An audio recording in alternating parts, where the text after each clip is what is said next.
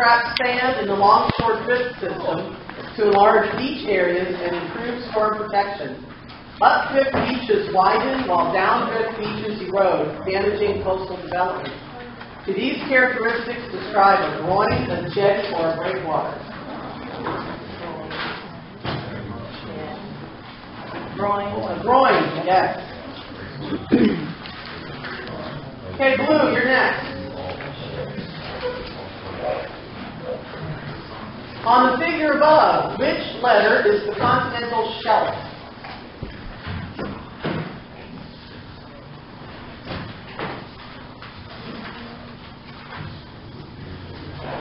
A, yes. Okay, Green, you're next. What influences the velocity of water in a stream?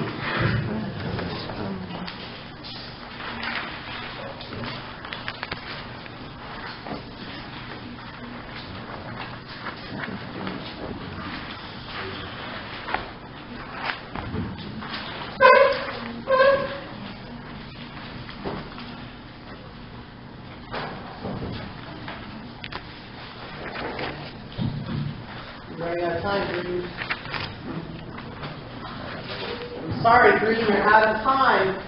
Yellow, can you feel it? The gradient and then the discharge? Yes, the gradient and the discharge. I knew it. As soon as she said it, I knew it. Okay, Yellow, here is your regular question.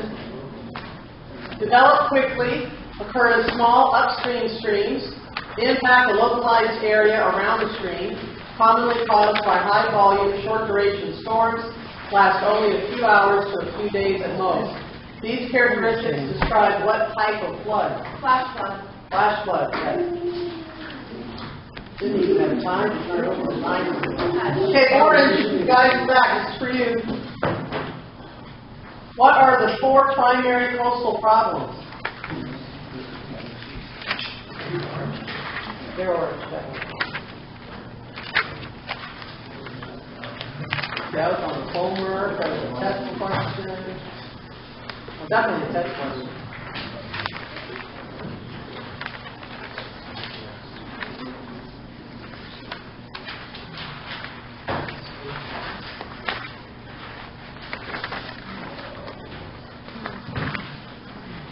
Sorry, Orange, you're out of time. Red, can you feel it?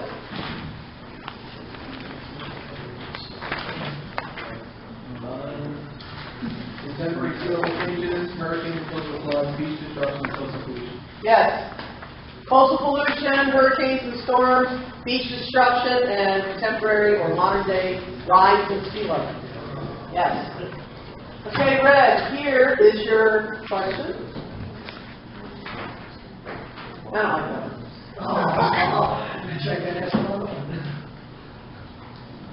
And we need the work out. That was the one that was on the homework. That I take the homework. Yeah, we'll get that one. Hey, here is your question. Arrests, cirques, forms, tarns, hanging valleys, U-shaped valleys. These are depositional and erosional results of what type of glaciation?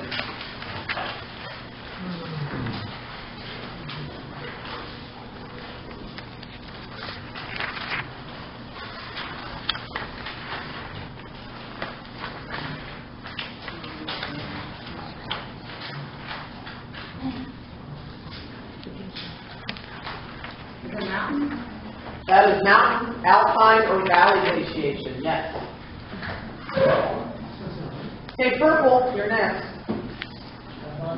On the figure above, which letter is the abyssal plain?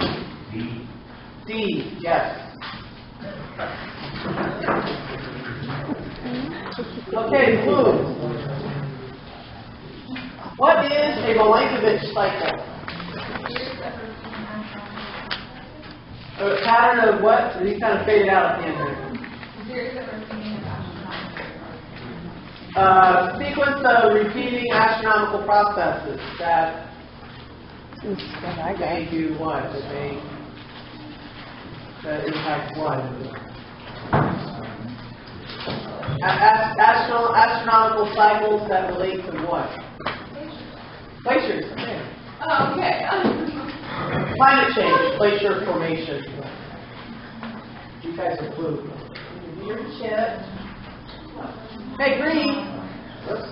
You don't need two questions at once. What is the stream?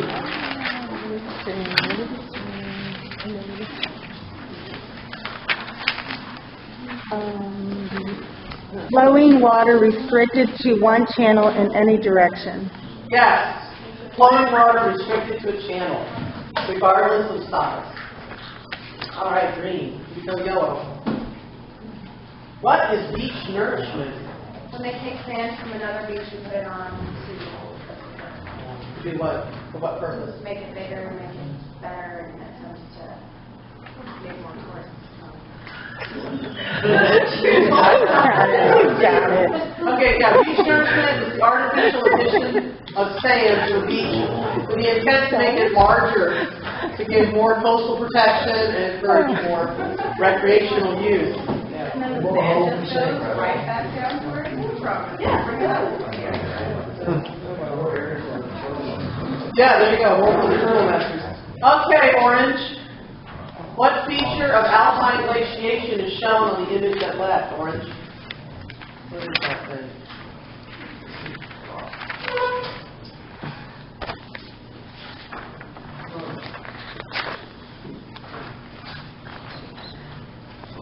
It's in your book. I know it's in the book.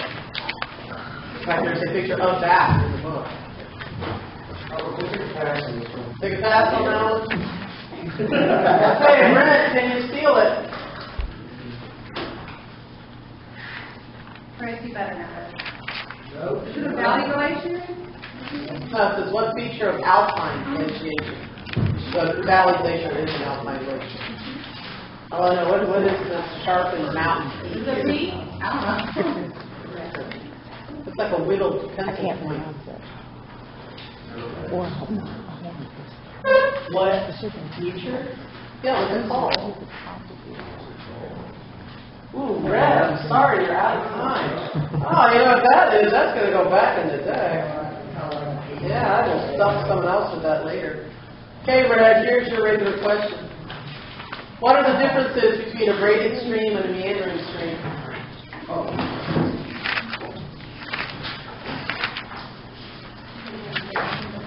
Braided is a complex system of flowing and rejoining channels, and meandering is snaking. It's braided. Okay.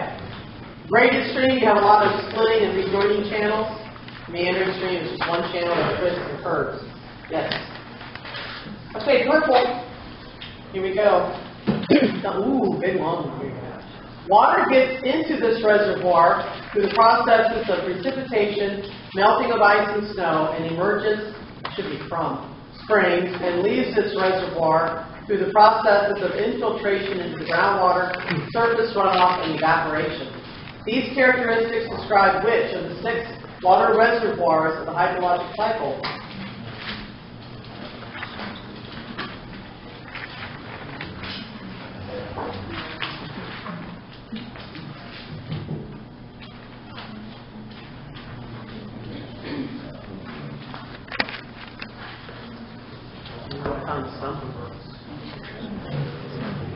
Running out of time, purple. I'm going to need an answer. Snow and ice. I'm sorry, that is incorrect. Blue, can you steal it?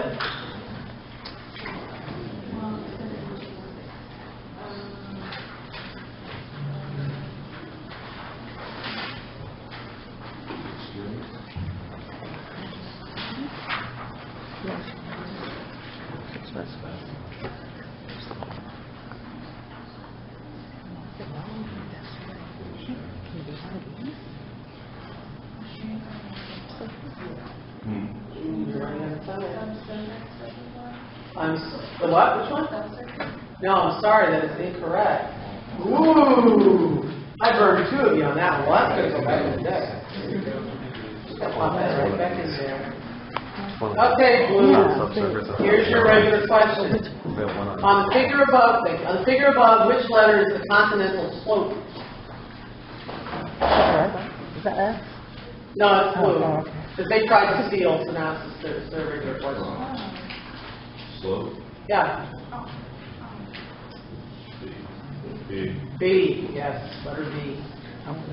Okay, well, you got your chip back. Okay, green, this one's yours. What is the hydrologic cycle? Getting a little bit of that today. Constant circulation of water throughout the Earth's systems. Yes, constant circulation of water throughout the Earth's system.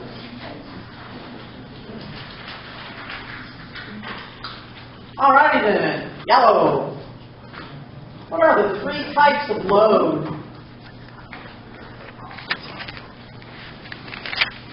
Question for load. What are the three types of load?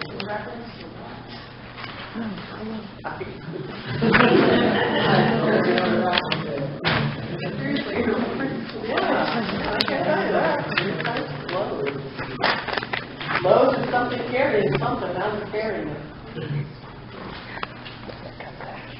Orange may have a chance to steal. And orange, you have a chance to steal. Yellow, you're out of time. You got it, orange?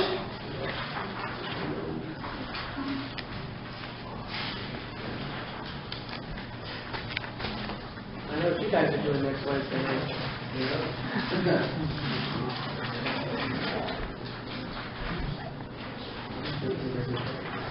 Ooh, 3 stumpers right in a row. Orange, I need an answer. What you got? Okay, we'll just wait for our regular question. Oh, okay. Okay, well, I can let you back in the deck. Here you go. Here's your regular question, Orange. What is the usefulness or purpose of a heat pipe?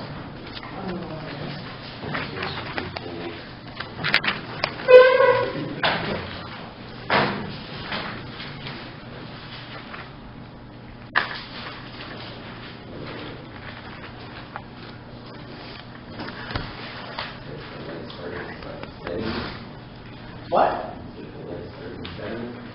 No.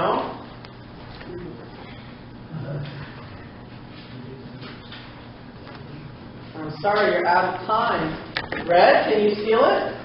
Beaches are there to protect the land from the direct earth's power of original wave-sized current systems. Yes. They're there for coastal protection. Okay, Red. Oh, look what just came up. I just shuffled. Okay, Red. What are the 3 types of load? Right now.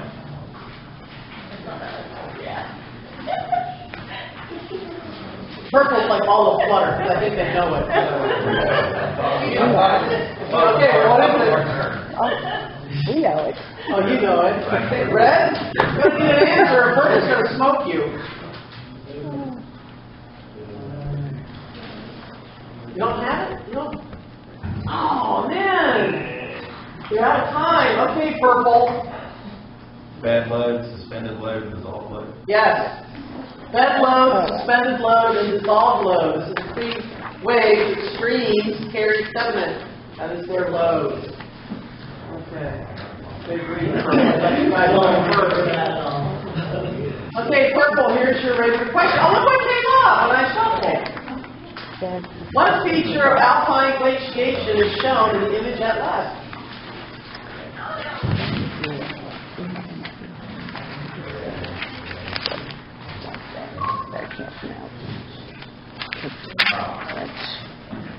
And that very thing is in perspective. That is a horn.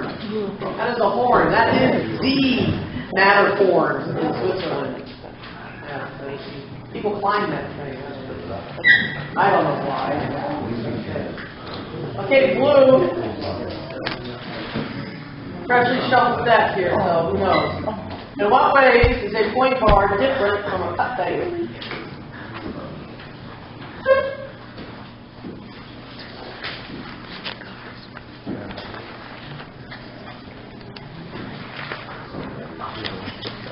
No.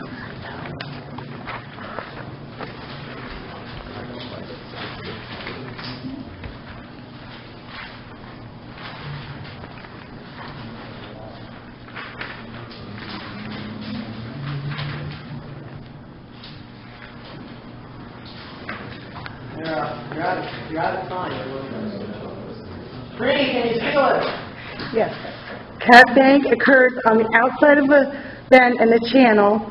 It is fastest and has more power, and it has more erosion, Okay. while the cut bank is on the inside. Point bar, you already said. Yeah, point bar is on the inside, and the water is slower and it deposits sediment. Yes, very good. All right. What's the green? Grab the chip. Okay, yellow. Go. Oh, wait, no, you stole it. This is yellow's right. Green, whatever. These people. Braided streams, drumlins, end moraines, esters, canes, outwash plains, flattened topography.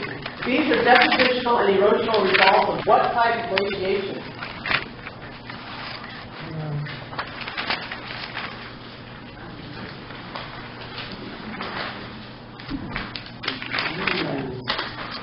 Not so confident now, are we, Green?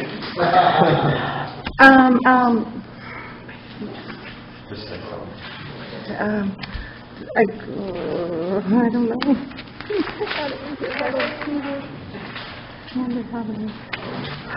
Oh, Green, you're out of time. Dispositional. No, dispositional. Yellow, can you steal it? I'll take her answer. No, yeah, go ahead and take it because it's not it. I didn't hear you. I was just throwing something out. Yeah, I said dispositional. No idea. Ooh, another stumper. You already got a stand, I'm going to need an answer.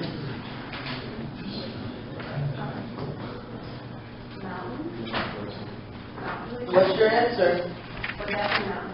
I'm sorry, that is incorrect. Ooh, that's going to go back to that.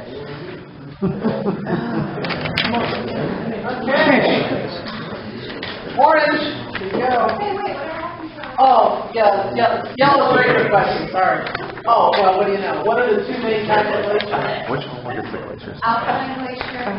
Homework 10. Yes, alpine, mountain, or valley glacier, and continental or ice sheet glacier, yes. Okay, we get one shot there. Okay, orange. What conditions are necessary for the development of glaciers? That was on the homework. That was on homework 11. What conditions are necessary for the development of glaciers?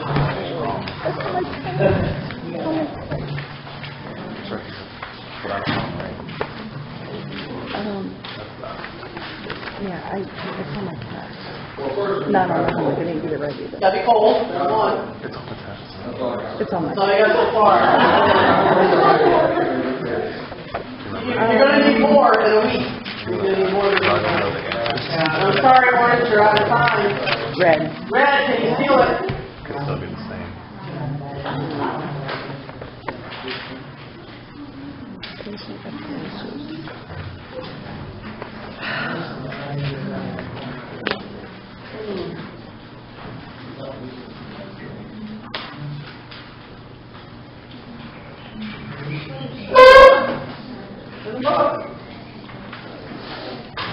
Ooh, another stumper.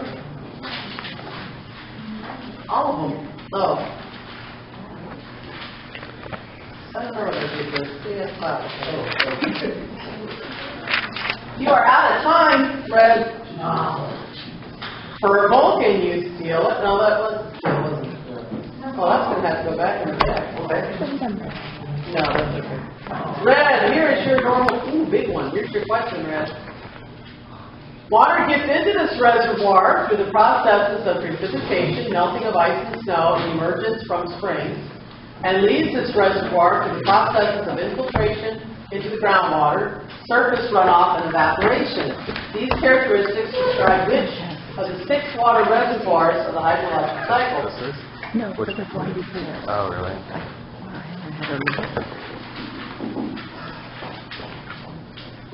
Oh, wow.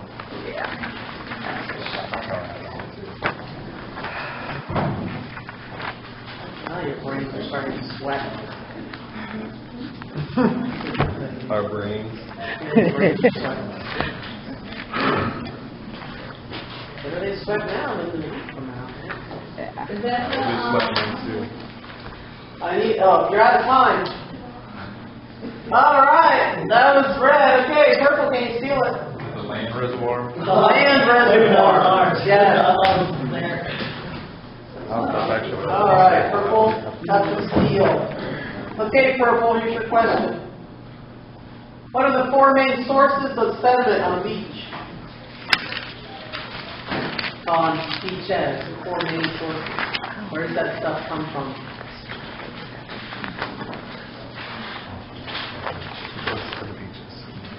Weathering erosion. Of Local land. Yeah, local Okay. land, deeper areas offshore, from streams and from other beaches brought in by offshore drift. Yes. And purple is going to be green beach. Oh, sorry. You shouldn't have Okay, said blue.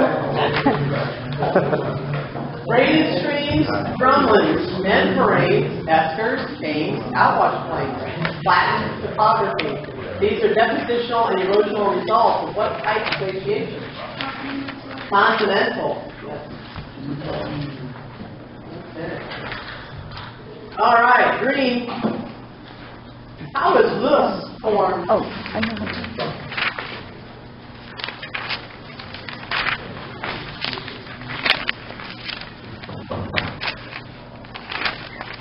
I know. I can see it, but I don't know if it's the wrong thing.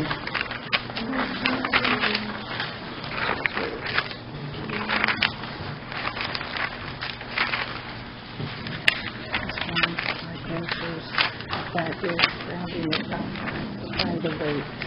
Ooh, It's grounded up by the glacier. You're out of time. Yellow, can you feel it? Yeah, this is 35 carbon sand, silt, replace sediment grains that are produced by the grinding action of rocks frozen into the bottom of the glacier track. Yes. The rock is frozen into the bottom of the glacier, and as the glacier moves across the ground, it grinds the rocks against the rocks on the ground and makes a rock powder. We call it mousse. Mousse. All right. Yellow, here is your regular question. Oh, what do you know? What conditions are necessary for the development of glaciers?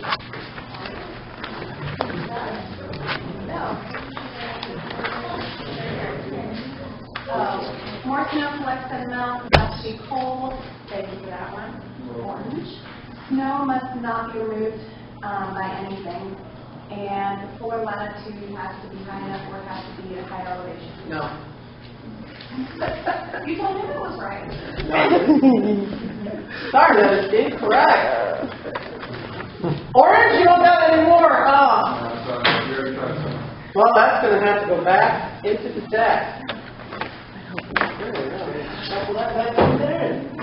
Yellow doesn't get okay, orange. Okay, try this one. Yes. Water gets into this reservoir through the processes of evaporation and transpiration, and leaves this reservoir through the processes of precipitation. These characteristics describe which of the 6 water reservoirs of the hydrologic cycle. Yes, that is the atmosphere. Yes, that's our first point. Yes, good job. It's happening now. You look out the window. Okay, good job. Okay. What do we have to read? Coastline dominated by erosional processes, straight shorelines, sea stacks, narrow to non-existent beaches, sea cliffs, and wave-cut platforms. These are features characteristic of what type of coast?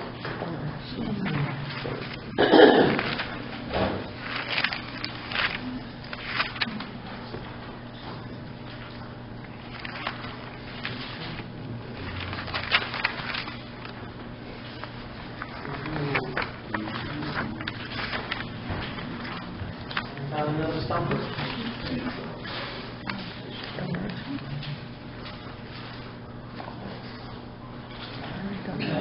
You're out of time, Red. Purple, can you feel it?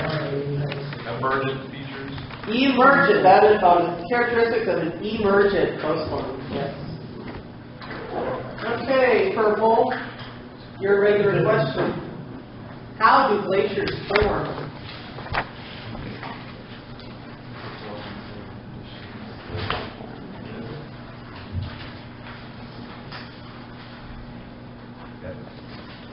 High elevation, high latitude, plate tectonic, and Milankovitch cycles. No, those are the causes of glacier formation. Processes. That would No, I don't how do they form? Sorry, that is, oh, the 90 has fallen. Blue, can you feel it? Yeah. Develop local regions because even though relatively snowfall here remains so low that most ice and snow survive the year. No. Exactly. Go back to the deck. Okay. Ooh, that's a stumper too. Okay, Blue, here's your regular question. What are the two main categories of coasts? Is that our question? Yes. Oh. Yeah, she tried to steal the other one from purpose.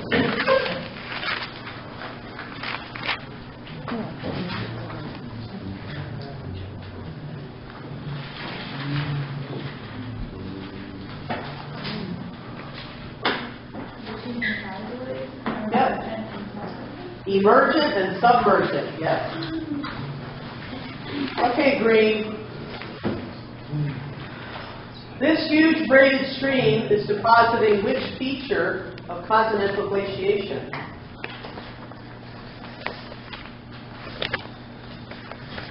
This question went around 3 times in groups yesterday. That's your turn.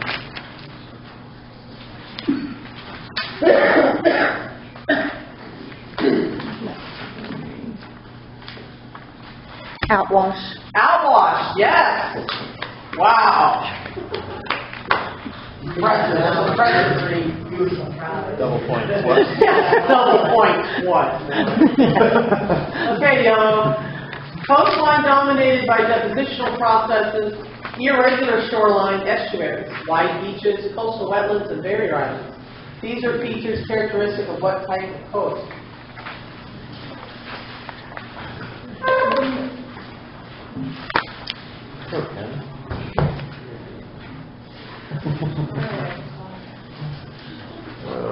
Figure say the question you know.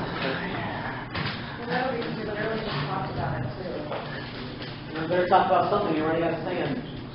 Emergent? Is that your answer? No, not now. And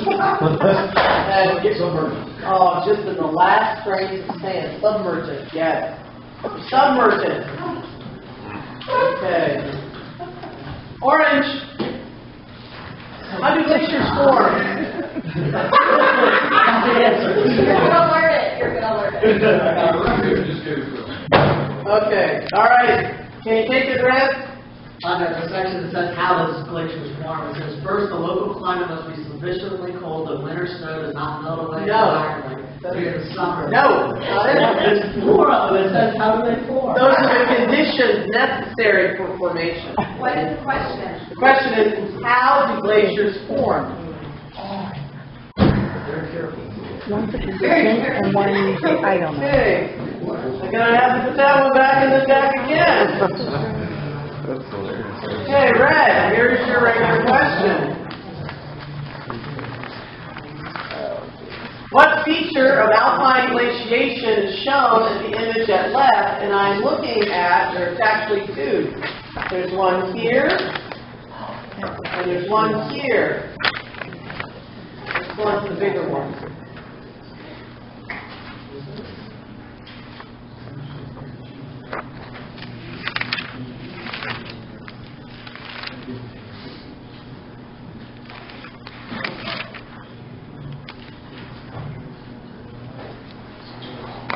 You already got sand, but I need an answer.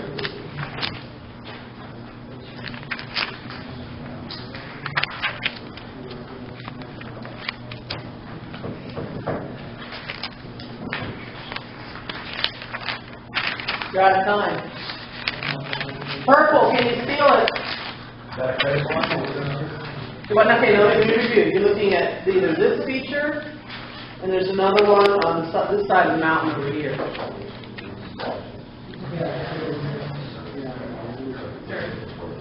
Sir? That is Yes. surf. Yes. Purple. All right, Purple, here's your regular question. On the figure above, which letter is the consonantal rise? Watch him blow it. B. Yes, Steve. Oh, well, a picture for my notes. Everyone has a picture in their homework. Okay, Blue. Just one homework. This flattened Ohio landscape was formed by what type of glacier?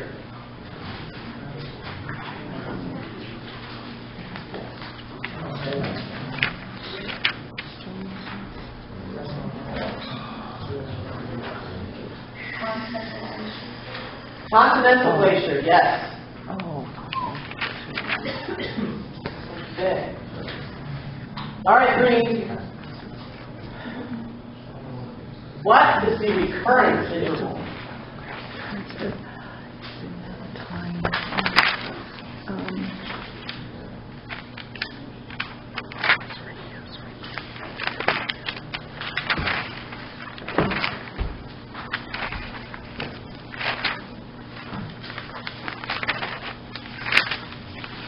It's a calculated estimate of how often an event of a given size, such as a flood, is most expected to occur. Yes, the calculation of when to expect the next event, which is a flood. Yes. That was too easy. Okay, all right, yellow. What are the two main ways in which glaciers move?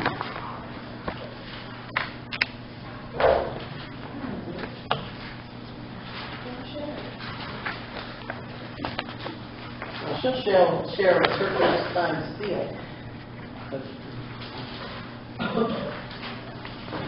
Basal sliding and,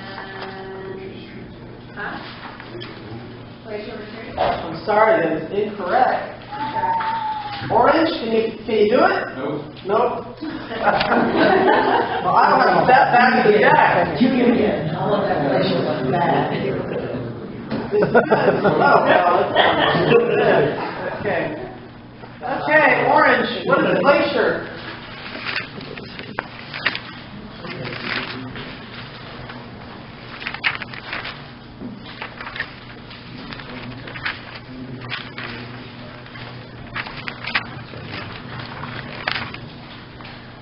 The book says rivers. No, orange. It's orange. Which one? Yeah, it's orange. No. Okay. Well, red, can you tell it? It says rivers are sheets of recrystallized ice that last all year long and flow slowly under the influence of gravity. Yes. I'll take that. Glacier Glacier is a mass of compacted snow big enough to be drawn downhill like gravity.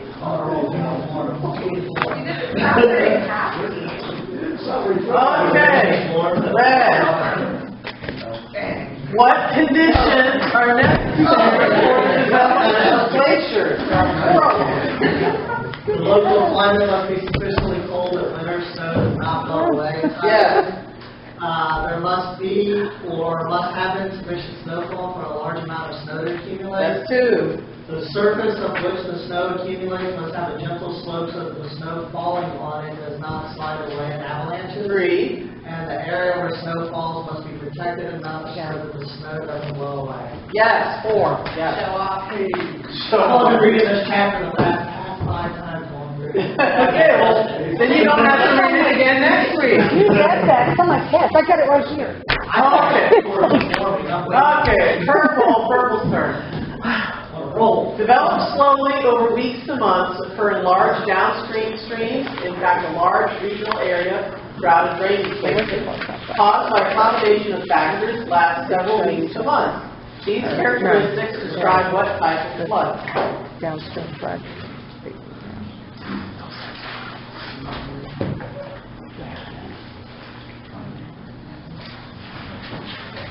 The answer is actually in the question. That's kind of what we're downstream flood. Downstream flood, yes. I would also take regional flood. That's just unfair. No, I made an observation.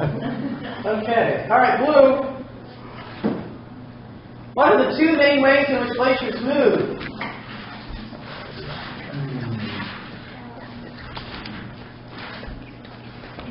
Snow, so more snow accumulates and then melting.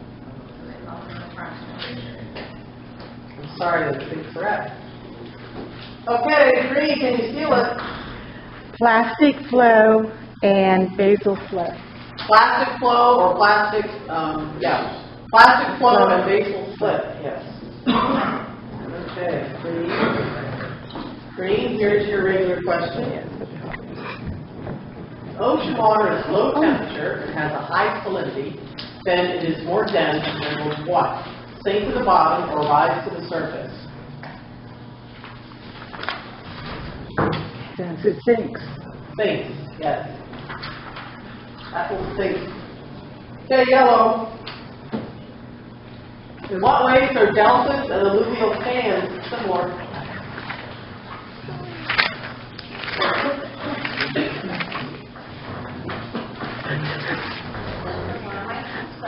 Yes. Deltas and alluvial fans are similar because they're both the depositions of sediment. They are fan-shaped, and they are where the water has flowed down from a stream meeting either a lake or at the bottom of the mountain. Yes. Very good. Okay, orange. I don't want to see that one ever. This one is meant for you. You want to give it a shot? Do I want to? Okay. Red, can you do it? Can I show you a picture diagram? No. I don't know if this is right. I'm going to say, it starts off as hexagonal streets of snowflakes. You think it too hard. Think it too hard.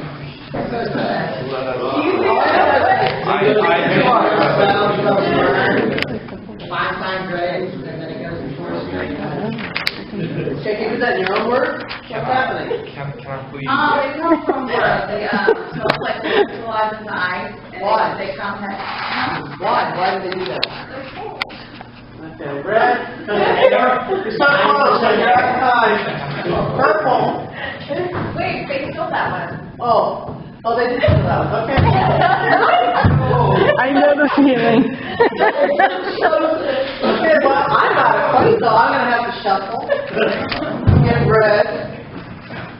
His question.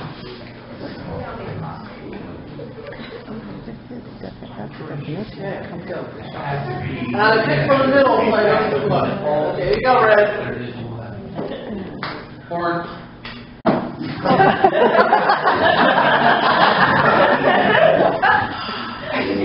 Guys, you got all four of them are over there going, easy one, easy one, easy one, easy one. There's psychic power. I'm stuck on getting that picture for I know. Okay, this is going to be the last round. Last round. Okay. I'm shuffling. Here you go, right off the top. Purple. What is the hydrologic cycle? Overall circulation of water from reservoir and earth system. Yes. Okay, blue, right off the top. Which letter is the continental slope? B. Yes. Okay, green, right off the top. What are the differences between the braided stream and the meandering stream? Meandering stream is windy like a snake-like, and braided stream has they rejoin streams that rejoin Splitting and rejoin. Yeah. What word do scientists use to explain that? Anyone remember? Anastomosing. Anastomosing, yeah. Double points. Double point. Double point. Yeah, I think we ought to get I mean, that's pretty impressive. Okay. Yeah. Yellow. Right off the top. Because there it is. A red, certain horns, stars, hanging valleys, U-shaped valleys. These are depositional and erosional results of what types of glaciation?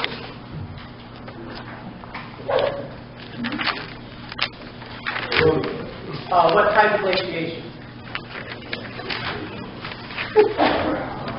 Alpine glaciers. Alpine, yes. Orange. Okay.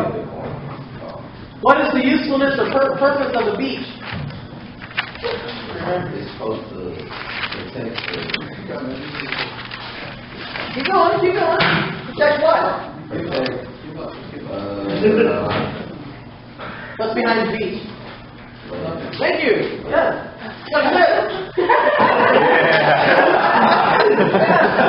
Protect the land. Okay, red.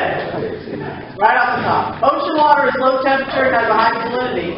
And it is more dense and will what? Sink to the bottom or rise to the surface. Same. Okay. All right. And. Okay. All right. Purple. What is it? Is it from the compaction of snow and ice? Just from the compaction of snow. That's it. Every time I read it, there's so much stuff in the homework, but it's like, all right. Oh my goodness. Yeah. We've all shoveled it, right? We've all made forts and snowmen and snowballs, okay? When snow piles up, it starts to get more than 40 feet thick, 40 feet deep. It's heavy enough to start compacting the snow at the bottom. And the deeper that snow piles up, the heavier it is. And the snow on the bottom gets squished and pressed together, and eventually it becomes ice. That's all a glacier is. Glaciers are made of compacted snow. You literally overthought it. You did. Yeah. You all did. They did yesterday, too. It was awesome. So when I said every Christmas, You're thinking too hard. No.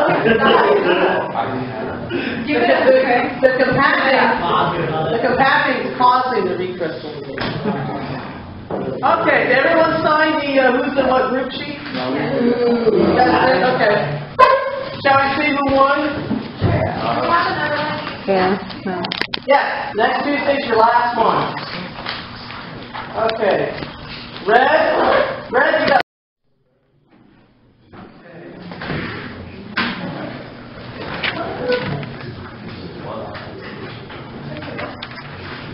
Okay, so we were going to look at how deserts form. Is that correct?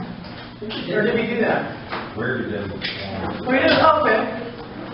So I think because we talked about dunes and. Well, last thing I got written down is polar regions, number 5. Okay. I don't think we talked about that. Different. Okay, all right, that sounds good. Are there any questions before we get started? Did I do Did I talk about dunes at all? Oh, okay, cool. All right, tell me. You said Arctic dunes? Yeah. Had to talk about that? Believe me, you'd remember if I had. Yeah, you did. Okay.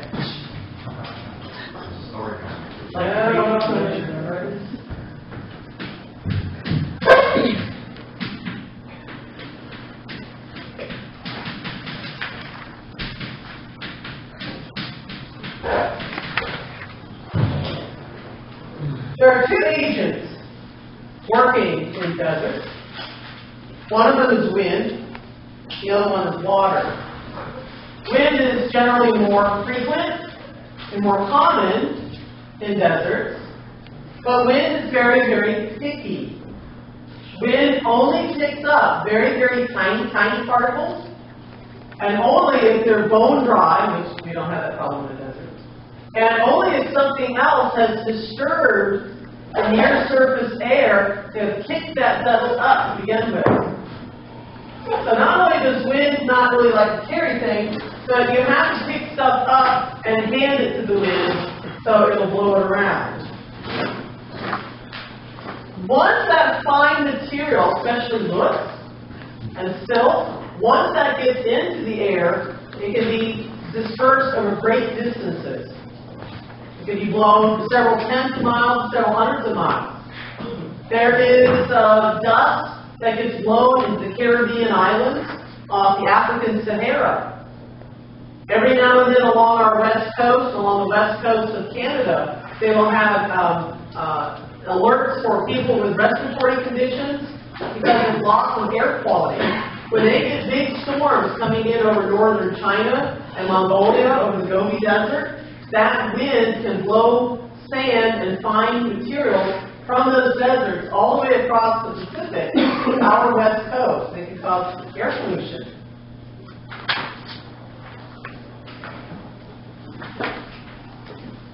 you've ever watched a Roadrunner Coyote movie or cartoon, you'll see these. They're usually only a few feet high. They're a rock balancing on top of a short, small column of rock underneath it. That's called a hoodoo. I can't make this up.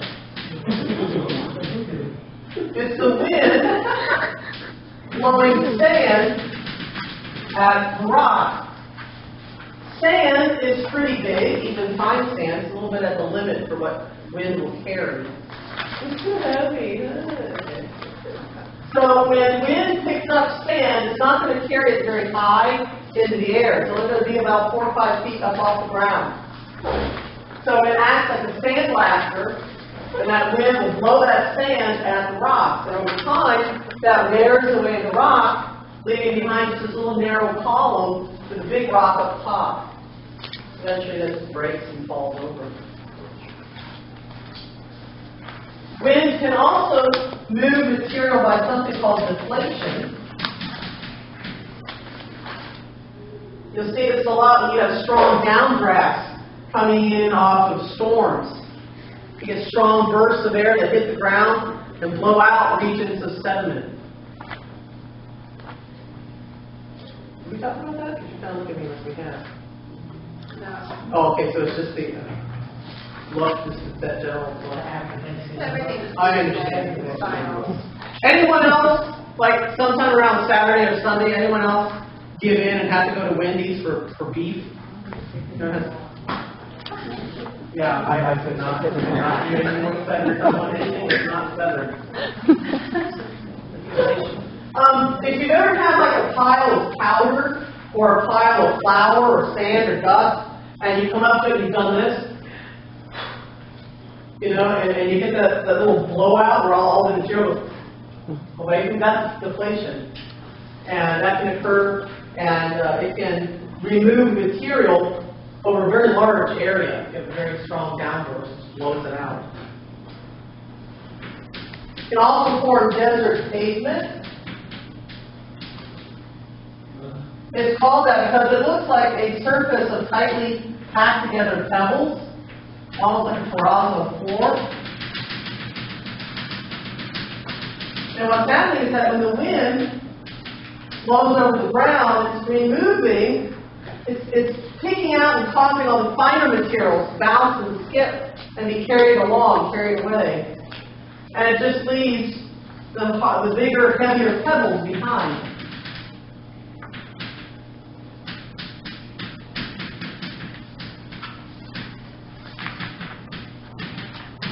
So all you're left with is just this round surface made of tightly packed pebbles. That's a desert pavement.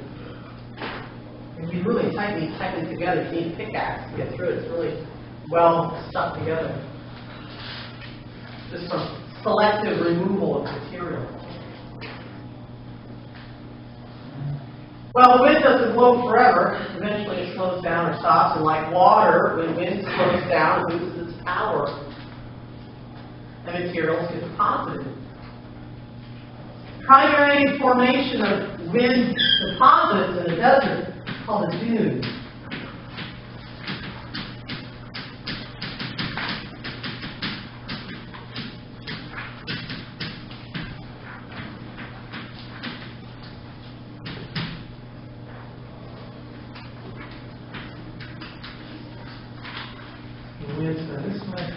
What that wind is doing is that it's grabbing little pieces of sediment and it's causing them to bounce and skip and roll up the side of that dune until they get to the top and they fall off. And then they're down over here. That process is called saltation. And this process happens in streams as well, especially along the bottom in the bedload, where grains of sand and pebbles are being bounced and skipped and hopped over each other down into the stream bed. And grain by grain, particle by particle, jumping and skipping and rolling up the side of the dune and falling off the other side, moves the dune. Dunes are not static, they're not stationary, they move almost constantly. makes navigation in the desert using dunes as landmarks very difficult. Because on the way back, those dunes aren't going to be in the same place they were on the way there.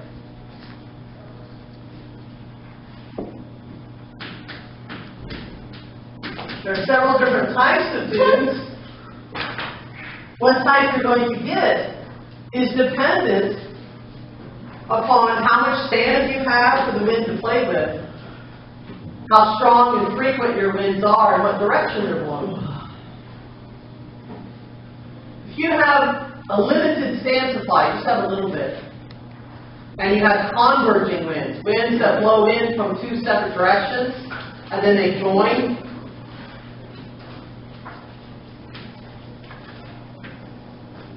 Here's our wind. That'll produce long, thin, straggly dunes. These are called longitudinal or linear, meaning like a line.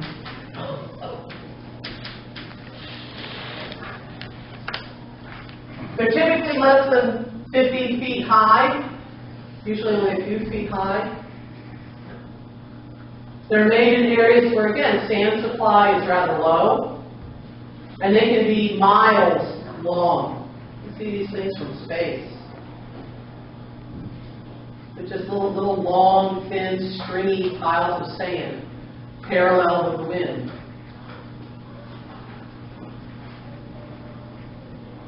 If you want the huge, ginormous dunes that you see in all the movies, you need boatloads of sand, like in the Sahara Desert, or the Gobi, or Mexican Desert, or the Great Victoria Desert in Australia. You need lots and lots and lots of sand. And you need strong wind blowing in one primary direction. And you'll pile up these huge dunes. These are called transverse.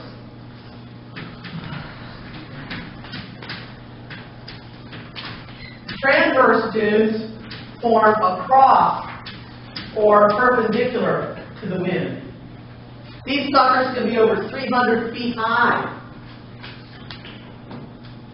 Massive amounts of sand, constantly in motion. They produce what are known as sand seas throughout much of the Sahara Desert.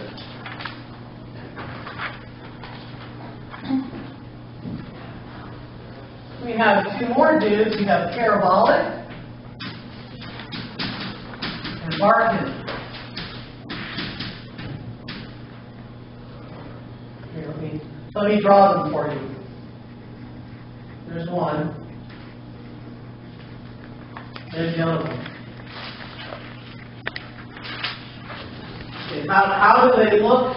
That's top view looking down from above. How do they look from side view? Well, they look like this. That one. And there's this. Well, that's not very helpful, is it? This one, parabolic dune. The pointy parts, often called the horns, point downwind, meaning they point in the direction the wind is from.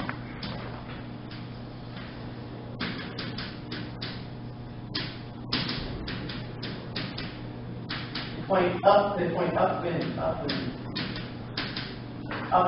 I say downwind, upwind. They point to where the wind is from. And they're also frequently anchored by vegetation. They often have vegetation growing in it. Kind of helps to hold it in place.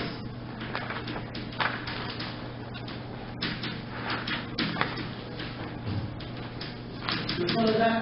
Sorry. Parabolic. That's parabolic. You'll find these a lot on beaches.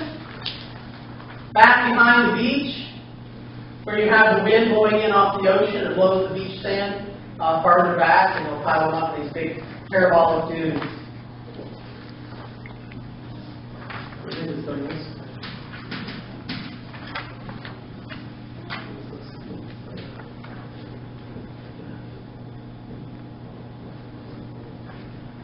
Barcan dunes, same shape, but from wind going the opposite direction. And Barcan dunes will form in areas where you have very little sand. Parabolic, you have lots of sand. It's coming in off the beach.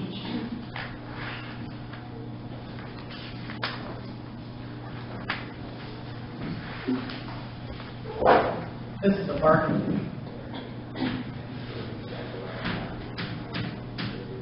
this case, things go that way. It is this way. The barking dune, your wind, the horns point downwind in the direction the wind is going.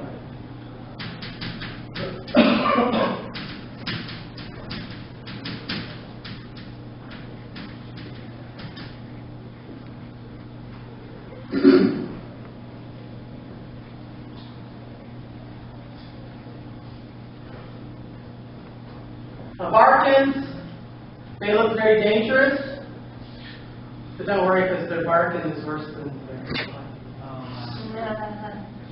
I told you you'd remember it. You should have heard the money was Friday last year. I try to stop myself from doing that every semester, and I can't. But yeah, the parabolic dunes, you go to the beach, those are those big walls of sand behind the beach with vegetation growing on, where you put your fire there, you can't fire, you got your cooler and your chairs and everything. That's up behind the wall of the parabolic dunes. That's where you're at. Any questions? Parabolics that have a lot more sand to play with, and Barkins will form in areas where sand supply is much, much lower. So like Iraq, Afghanistan, that would probably be more towards the, probably what, transverse dunes or? The transverse dunes, you're going to find areas where you have a lot of sand, like the Sahara and portions of the deserts in Australia. And it depends a lot on what kind of wind you have, how strong your wind is, what the prevalent wind direction is blowing in. If you get wind blowing in all directions or it changes direction frequently, then you get star dunes. They're basically three or four Barkins that are all piled up against each other back to back. This one from here, this one there, this one here, this one there. Piled all over the star. Wind does a lot of sediment moving in deserts. It deposits all of these big dunes features and things like that, but it is not the biggest mover of material. The biggest mover of material in any desert is water. When you do get that rainfall, you get it all at once, you get flash floods. And the high volume, that's high discharge. High volume, fast moving water. Because if it's moving over desert pavement or if it's moving over caliche, there's nothing to stop it. It's like running over cement. That fast moving water has the power to move huge volumes of material, to move huge sizes of material, to move in great distances. So water is always the biggest, most significant mover of material, even in deserts. Any questions? So the Barkin has the least sand in the... Parabolic's a lot the more. most. Yeah, because the parabolic's getting all that sand off the beach. The wind's coming in off the ocean and blowing that off the beach and back into the dune. The only way you're going to get things to grow in most deserts is with heavy irrigation from groundwater. And in many parts of the earth where you have still people doing agriculture with an ox and a plow and doing things by hand, you do run into the problem of what's known as desertification, which is the making of a desert. It's the expansion, the enlargement of a desert into surrounding non-desert areas. And it is a huge global problem. It's caused mostly by, first of all, naturally occurring drought, but it's made worse by human activity.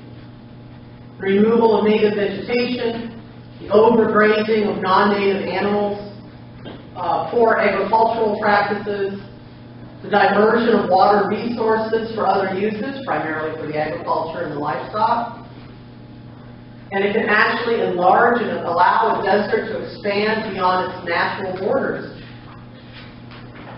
Deserts are called that because they receive less than 10 inches of precipitation a year. We don't need them bigger. We have almost 7.5 billion people on this planet that like to eat. And we cannot keep expanding deserts into areas that are farmable land. The nice thing with desertification is that it is reversible. We can fix it. But it takes a lot longer to fix than it does to cause. And the biggest stumbling block is where it's occurring. It's occurring primarily in countries that don't have the economic resources to have the money to do reversing, to reverse those poor practices. They have nothing else. The reason why they're raising cows with corn at the edge of the desert with groundwater and no plow is because they don't have the money for anything else. That's how they survive. It's a fight. It's a harsh battle to fight. But that's what we call it. We have desertification problems in our own country, especially through the desert Southwest, Arizona, Nevada, southern Utah, New Mexico, southern California, and that's mostly due to overpopulation and diversion of water. We got too many people living down there depending on groundwater, and those groundwater resources are depleted. You ever see TV shows, or I know CSI, they show a lot. They're out at Lake Mead. They're pulling somebody out of the lake. And, you have those lakes, big man-made lakes in the desert, out in Arizona, Nevada, New Mexico, and you'll see there's like this weird line where it's like white. The rocks are like white, like they've been bleached, and they just look weird. You know what I mean? That's because the water's dropped. Most of those lakes, including Lake Mead, are now 30 to 40 feet lower than they used to be. They're at their lowest point in 50 years or more. Because rainfall patterns are changing. They're not getting the rainfall and snowmelt necessary to keep it full.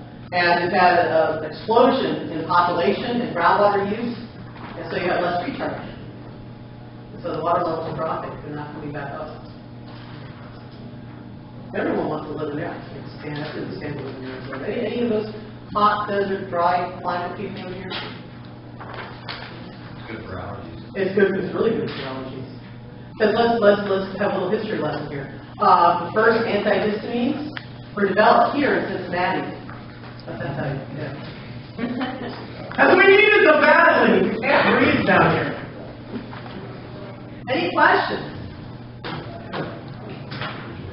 So we have a test, your last essay test, due Thursday, along with your last homework 12.